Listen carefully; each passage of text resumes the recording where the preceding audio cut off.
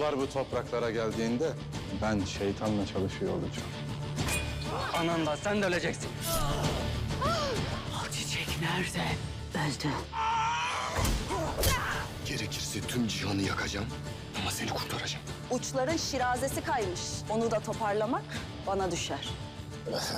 कुरलुश Usman series देखने सुनने और चाहने वालों को मेरी तरफ से अस्सलाम वालेकुम। नाजरीन, मालहून खातून एक बार फिर मां बनने वाली है। काफ़ी देर बाद सीरीज़ में ऐसा सीन दिखाया गया है। नाजरीन, तारीख के मुताबिक उस्मान बे की 7 औलादें थीं। मालहून खातून के यहाँ बेटे की पैदाइश कब होने जा रही है और उसका नाम क्या होगा? क्या सीरीज़ में एक बार फिर टाइम जंप आने जा रहा है? आज की इस वीडियो में अगली आने वाली किस्त के बारे में मुकम्मल डिटेल के साथ बात करेंगे और साथ ही साथ आपको बताएंगे कि दिम्बूज और कोहनिसार का मार्का किस किस्त में दिखाया जाएगा, कौन से 4 करैक्टर ने कुरलुश उस्मान सीरीज़ छोड़ दी है। साथ ही साथ बात करेंगे ओरहान के बारे में, जिनका किरदार अब लीडिंग करैक्टर के तौर पर देखने को मिलेगा। जैसा कि आप जानते हैं कि अब्दुल्ला मिहाल कोशिश कोहनिसार मार्का में उस्मान बे के साथ थे, तो क्या अगली किस्त में कोशिश की एंट्री होने जा रही है? इसके अलावा और भी बहुत सारी अहम बातें बताएंगे, इसलिए आप लोगों से गुजारिश है कि वीडियो को आखिर तक देखिएगा। नाजरीन, भेड़िए का बच्चा भेड़िया ही होता है और ये चीज़ उस्मान बे ने इनकी ज़मीनों की तरफ मैली आंख से देखने वाले हर मंगोल और बाज़ंतीनी कमांडर को शिकस्त देने के बाद साबित भी कर दी है। यही वजह है कि वो इस वक्त उन सरहदों पर सबसे मजबूत तरीन सरदार आला हैं और यही वजह है कि मंगोल इन्हें गोकपरू के नाम से जानते थे। उनके मज़हब के मुताबिक ऐसा बहादुर हज़ारों सालों में सिर्फ एक बार पैदा होता है। उस्मान बे ने सिर्फ चंद बहादुरों के साथ मिलकर बाज़ंतीनी सल्तनत को जिस तरह टक्कर दी, तो बाज़ंतीनी उस्मान बे को अब एक रियासत के तौर पर देखते हैं और उनके नाम से भी डरते हैं। बाज़ंतीनियों और काइयों की लड़ाई हमेशा ज़मीनों की ही रही है, क्योंकि काई जैसे जैसे आगे बढ़ते हैं तो किले फतह करते हैं। उस्मान बे ने भी वालिद अर्तुगरुल गाजी के नक्शे कदम पर चलते हुए वही रवायात बरकरार रखी हैं और कई बाज़ंतीनी गवर्नरों के सर कलम करने के साथ साथ उनसे किले भी ले लिए हैं और काई परचम लहरा दिया है। जैसा कि आप जानते हैं कि उस्मान बे ने यक्के बाद दीगरे इनागोल, यनी शहर, मरमराजक और कोपरी हिसार फतह करने के बाद अब नज़रें इज़निक और बोरसा पर जमा ली हैं। यकीनन उस्मान बे इसमें भी कामयाब होंगे, लेकिन ये इतना आसान नहीं होगा, क्योंकि इज़निक और बोरसा के गवर्नर बहुत ज़्यादा शातिर और अलग टाइप के दुश्मन हैं। बोरसा के गवर्नर की तो आपने चालें देख ही ली हैं, किस तरह जालमाना तरीके से कारगन कबीले पर हमला करने के बाद उसने अलचीचक को भी मार दिया है। और ये उस्मान बे का कोपरी हिसार किला फतह करने का रिएक्शन है, क्योंकि उसने ये ख्वाब में भी नहीं सोचा था कि यन्नी शहर वापस लेने के चक्कर में कोपरी हिसार से भी हाथ धो बैठेगा। हैर नायमान और सुल्ताना, जिनके पास अब ताकत नहीं रही, उन्होंने ही गवर्नर वायलेंस को खबरें देकर उसकी मदद की है, क्योंकि इसमें खान के जासूस अभी भी कारगन कबीले में मौजूद हैं। जहां उस्मान बे ने दुश्मनों की नींदें हराम की हुई हैं, तो वहीं उस्मान बे की औलादें दुश्मनों को एक आंख नहीं भा रही। यही वजह है कि वो उन पर भी हमले करके उस्मान बे को तोड़ना चाहते हैं। नाजरीन, जैसे जैसे सीरीज़ आगे बढ़ती जा रही है तो सीरीज़ का रुख मुकम्मल तौर पर तारीख़ी वाक़यात की तरफ मुड़ता जा रहा है और ऐसा लगता है कि अब फ़र्ज़ी किरदारों को बिल्कुल साइड लाइन कर दिया जाएगा। कुरलुश की टीम ने पुरानी गलतियों को सुधारते हुए मुकम्मल तौर पर तारीख़ी वाक़यात दिखाना शुरू कर दिए हैं और तारीख़ी किरदारों को भी अहमियत दी जा रही है और अब तारीख़ी मार के करीब आते ही फ़र्ज़ी किरदारों की सीरीज़ से छुट्टी कर दी गई है।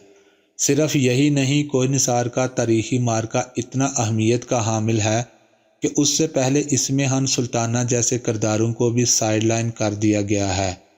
जी हाँ, इसमें खान सुल्ताना और सुल्तान अलाउद्दीन का किरदार सिर्फ अगली किस्त तक चलेगा, اسمہان سلطانہ جس نے بینگ خاتون کو ایکتیمور اور الچیچک کو مارنے کی دھمکی دی تھی، شاید اس نے یہ سچ کر دکھایا ہے اور الچیچک شہید ہو جائے گی، اور الچیچک کے شہید ہونے کے بعد مالہون خاتون اسمہان کو مارے گی نہیں بلکہ اسے پکڑ کر ینی شہر لے آئیں گی تاکہ عثمان بے اس کا فیصلہ کرے۔ اس سے پہلے کہ عثمان بے اس کا فیصلہ کرے، غزن خان کی کمانڈر بانو بیچ میں کود پڑے گی۔ جیسا کہ آپ جانتے ہیں کہ بانو ان زمینوں پر غزن خان کے حکم پر عمل درآمد کروانے آئی ہے۔ وہ آئی تو عثمان بے کو بچانے تھی، لیکن اب وہ عثمان بے کی سب سے بڑی مخالفین بننے جا رہی ہے۔ جی ہاں، غزن خان جو کہ اب سمجھتا ہے سلجوق اس کے انڈر میں ہے، وہ کبھی بھی نہیں چاہے گا کہ یہاں کوئی آزاد ریاست بنے۔ جب بانو کو علم ہوگا کہ عثمان بے ترکوں کی آزادی کے لیے ایک الگ ریاست قائم کرنا چاہتے ہیں، تو وہ پہلے تو عثمان بے کو روکنے کی کوشش کرے گی اور پھر وہ عثمان بے کی مخالف شروع کر دے گی۔ اور ویسے بھی اب نعمان اور اسمہان کے جانے کے بعد ولن کا خانہ پر کرنے کے لیے بانو کا کردار ولن میں تبدیل ہو سکتا ہے۔ یہاں پر واضح کر دیں کہ بانو نعمان سے کئی گنا طاقتور ہے، کیونکہ اس کے پاس غزان خان کی طرف سے مکمل طور پر اختیارات ہیں۔ یہی وجہ ہے کہ نعمان بھی اس سے ڈرتا ہے، لیکن عثمان بے کھلم کھلا الگ ریاست قائم کرنے کی بات کریں گے۔ خیر، بانو اسمہان کو عثمان بے سے لے کر غزن خان کے پاس بھیج دیں گی۔ ویسے بھی ایک سلجوق سلطانہ کی ترکوں کے ہاتھوں موت مناسب نہیں۔ یہاں پر واضح کر دیں کہ سلطان علاؤدین کو بھی غزن خان کی طرف بھیج دیا جائے گا، اور تاریخ کے مطابق بھی ایسا ہی ہوا تھا کہ علاؤدین غزن خان کی قید میں رہے تھے اور پھر ان کی موت واقع ہو گئی تھی۔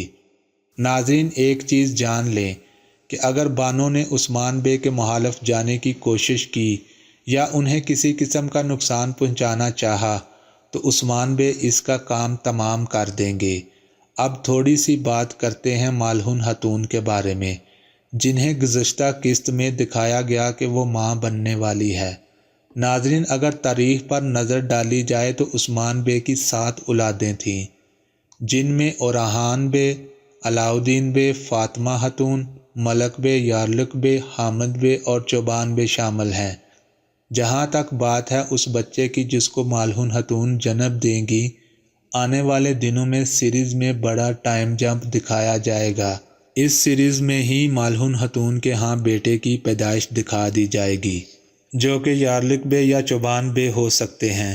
صرف یہی نہیں بلکہ آنے والی اقساط میں جیرکتائی اور آئیگل کے بچوں کی بھی انٹری ہوگی۔ اس سیریز کا اختتام کونسار کے مارکے پر کیا جائے گا، جبکہ دمبوز کا مارکا سیزن 5 کے شروع میں دکھایا جائے گا۔ اب چونکہ کونسار کے مارکے کا آغاز ہونے جا رہا ہے اور کئی کمانڈر بھی عثمان بے کی زمینوں پر پہنچ گئے ہیں، ایسے میں بہت سے لوگ سوال کر رہے ہیں کہ میخائیل کوسس تو کونسار میں عثمان بے کے ساتھ تھے، ابھی تک ان کی انٹری کیوں نہیں ہوئی؟